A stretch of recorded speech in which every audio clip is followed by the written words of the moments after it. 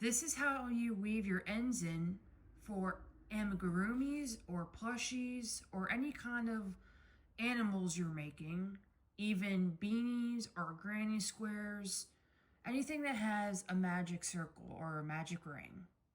So when you get to the end of your round and your hook is in place, what you want to do is take your hook out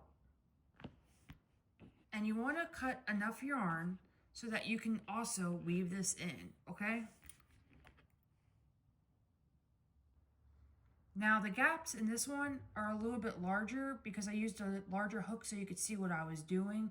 But typically you're going to be using a smaller hook to make tighter stitches. So I'm putting my yarn into my needle here.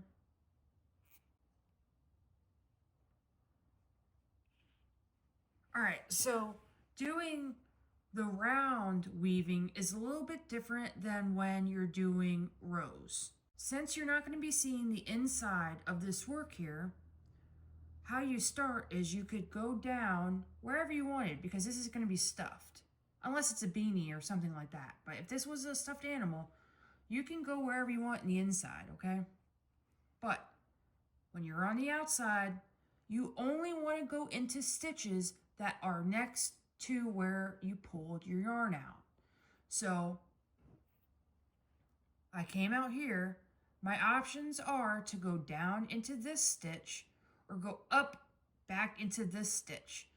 This allows the yarn to flow and lay over top of those stitches you've already made in the round.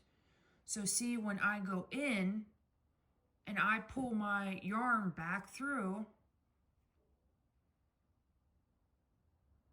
see how it lays just like the other yarn did.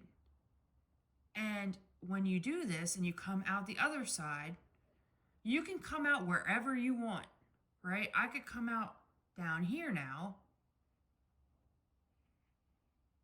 But remember, you need to go into a stitch that is next door to where you pulled your needle through. Let's go back down and we'll go right through there and I'll show you. You pull it through here. And you see it lays nice and flat against your stitches. So these were single crochets. And see, you can even see where I've been weaving in my ends. Come over here now. And come in through the next stitch over. You only want to go wherever the stitch is lying. You don't want to go sideways because then you would have yarn facing the wrong way. So typically, you know, this would probably be stuffed if you're doing an animal. You're pulling your needle through that fiber fill and it's making it snug on the inside so that you don't have to tie a knot. So one more time, see, I'm either going to go up into here or here or here. So I'm going to go right here, pull it through, and then there you go. So since this is the inside, I would have to come back outside because this would be closed. So when you come back through here, you want to make sure you pull this snug, and then you're going to clip your end with your scissors. And that's how you would weave your ends into this work.